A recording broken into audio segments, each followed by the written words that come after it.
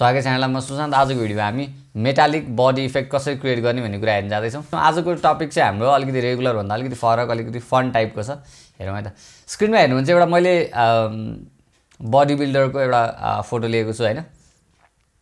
हामीलाई चाहिँ प्रायः यस्तोको लागि कस्तो खालको बडी चाहियो भन्दाखेरि ओभर एक्सपोज नभएको अथवा अन्डर एक्सपोज नभएको प्रपर हाम्रो कन्ट्रास्ट देखिएको खालको फोटो चाहिन्छ हैन। स्टार्ट गर्नुभन्दा अगाडि मैले के गरेँ भन्दाखेरि यहाँबाट एडजस्टमेन्ट लेयर लिएँ। अब हामीले गर्ने के हो भन्दाखेरि हामीले कलर जुन छ त्यो कलर त राख्दैनौँ, हामीले फरक कलर राख्छौँ। फरक कलर राख्दाखेरि हामीले जुन कलर राख्यो एक्ज्याक्टली त्यही कलर देखियोस् भन्नको लागि हामीले रेगुलर राख्यो भने त्यसमा ब्लेन्ड हुन्छ, त्यो हुन नदिनको लागि सुरुमा हामीले के गर्नु पर्यो, यसलाई ब्ल्याक एन्ड व्हाइट बनाउनु पर्यो है। ब्ल्याक एन्ड व्हाइट बनाइसकेपछि हाम्रो सबै इफेक्ट गयो हैन। अब यसमा हामीले के गर्नु पर्यो भन्दा यसलाई अलिकति एडजस्ट गरेर हैन, जस्तै यो येलो र रेड हाम्रो स्किनमा मेन असर पार्ने दुईटा कलर भनेको, किनभने हाम्रो बडी भनेको अरेन्ज लगभग कलरको हुन्छ हैन। अब यसबाट हेर्दाखेरि अब म्याक्सिमम कन्ट्रास्ट कहाँनिर देखिन्छ है, लगभग यसरी यहाँनिर हेर्नु भने पर्फेक्ट देखेको छ मेरो हैन। यहाँको फोटोमा डिपेन्ड हुन्छ यो कुरा चाहिँ। यसरी लगभग धेरै जसो एरिया टक्क प्रपर एक्सपोज जस्तो देखिनु पर्यो, कन्ट्रास्ट टक्क देखिनु पर्यो, हाइलाइट र स्याडो दुइटै हैन। अब सेकेन्ड स्टेपमा हामीले यसमा कन्ट्रास्ट एड गर्ने हैन। मेटल भन्ने बित्तिकै अलिकति हाई कन्ट्रास्ट हुन्छ, त्यसको लागि हामीले अब के गर्छौँ, हामी कर्भ है। कर्भ भनेको हाम्रो एकदमै पावरफुल, एकदमै खतरा चाहिँ एउटा चाहिँ एडजस्टमेन्ट लेयर हो हैन। कर्भ चाहिँ हामीले सिक्नै पर्छ। कर्भको चाहिँ मैले how to colour grade with curve भनेर एउटा भिडियो बनाएको छु, त्यसमा मैले धेरै कुरा गरेको छु हैन। त्यो चाहिँ एकचोटि हेर्नु होला, एकदमै इम्पोर्टेन्ट कुरा यो चाहिँ है। अब मैले एउटा यहाँ कर्भ क्रिएट गरेँ हैन। हाम्रो यो मिड टोन हो, हाम्रो यो हाइलाइट हो हैन, हाम्रो यो व्हाइट पोइन्ट र यो हाइलाइट, अनि यो हाम्रो स्याडो है। अब यसलाई हामीले एडजस्ट गरेर हामीले मेटलको जस्तो हेर्नु हो भने इफेक्ट आइसक्यो हैन। यस्तो खालको इफेक्ट हामीले क्रिएट गर्नु पर्यो। सजिलोको लागि यो एम आकारको हुन्छ, एम फर मेटल है, त्यो त्यसरी सम्झिन सक्नुहुन्छ यहाँले।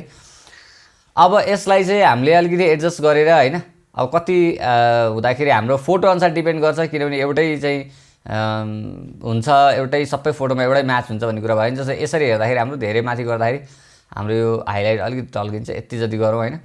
ल अब त्यसपछि मैले थर्डमा के गरेँ भने त अब हामीले कलर पेन्ट गर्ने हो हैन। कलर पेन्ट गर्दाखेरि हाम्रो एउटै कलर त हुँदैन, फरक फरक कलर हुन्छ। त्यसको लागि हामीले के गर्छौँ भन्दाखेरि ग्रेडियन्ट म्याप क्रिएट गर्छौँ। ग्रेडियन्ट म्यापको काम के हो भन्दाखेरि डार्केस्ट पार्टमा, ब्राइटेस्ट पार्टमा, मिड टोनमा, हाइलाइट र स्याडोमा यो फरक फरक सेडको आधारमा कस्तो कलर राख्ने भन्ने कुरा हामीले डिसाइड गर्न पाइन्छ। जस्तै यहाँबाट मैले लिएँ के त ग्रेडियन्ट म्याप है।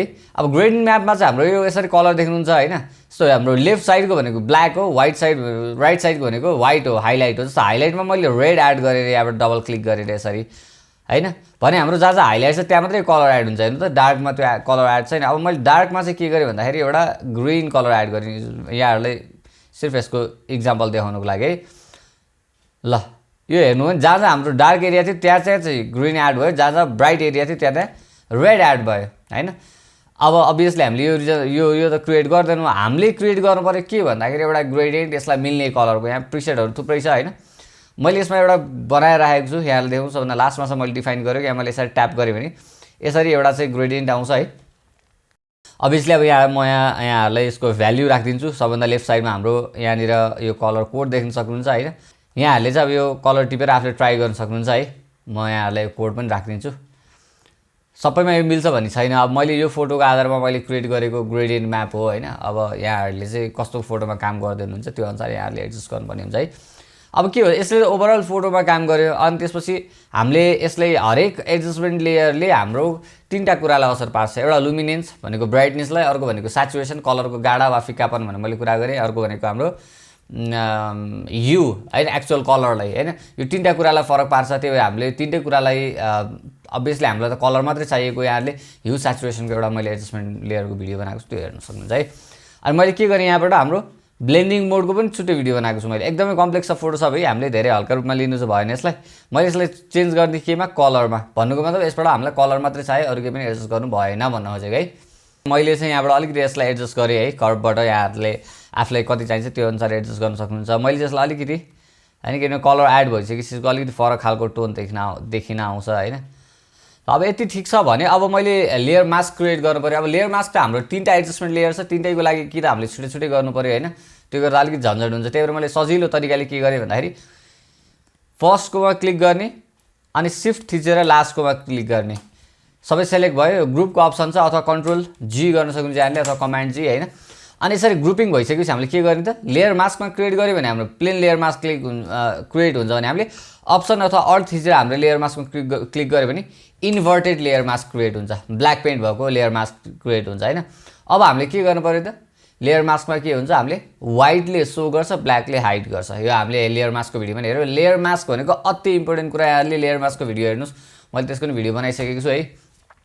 यहाँहरु च्यानलभित्र जानुस्, त्यहाँ भिडियो भन्ने ट्याब छ है, भिडियो भन्ने ट्याबमा गएर यहाँले सर्च गर्न मिल्छ, कम्प्युटरबाट मोबाइलबाट त अलि मिल्दैन क्यारे सर्च गर्न चाहिँ। त्यहाँबाट यहाँ लेयर मास्क भनेर सर्च गर्न सक्नुहुन्छ, अथवा यहाँहरु बिगिनर्स हुनुहुन्छ भने चाहिँ प्लेलिस्टमा गएर फोटोशप फर बिगिनर भन्ने एउटा सिरिज नै छ, पार्ट 1 बाट हेर्दै आउनु नि। यो सबै कुराहरु मैले कुरा गरिसकेको छु है। अब के गर्नु पर्यो त, हामीले डी थिच्नु पर्यो डिफल्ट कलर लोड गर्नको लागि। अनि हाम्रो व्हाइट कलर अघि आइसकेको छ। अब हामीले यसरी ब्रश गरिसकेपछि हाम्रो त्यो कलर यसरी सो हुन्छ है। यसरी अब हामीले एकदमै टाइम दिएर यसलाई मजाले पेन्ट गर्नु पर्यो। अब मैले चाहिँ के गरेको छु भन्दाखेरि एउटा सेलेक्सन सेभ गरिराखेको छु, म त्यो सेलेक्सनलाई लोड गर्छु हैन। अल्ट ब्याक स्पेस गरेपछि त्यसमा कलर फिल हुन्छ हैन। अभियसली हामीले यहाँबाट कुनै पनि बेलामा यसलाई एडजस्ट गर्न सक्छौं हैन। अलिकति म अझै एडजस्ट गर्छु यसलाई। हाम्रो मलाई अलि चित्त नबुझेको चाहिँ हाइलाइटमा यसरी हामीले बडीले यस्तो मेटालिक स्टाइलको चाहिँ एउटा इफेक्ट दिन सकिन्छ है। ल बिफोर आफ्टर। अभियसली हामीले कलर हटाइदियो भने के हुन्छ, हाम्रो यस्तो खालको मेटालिक इफेक्ट देखिन्छ है।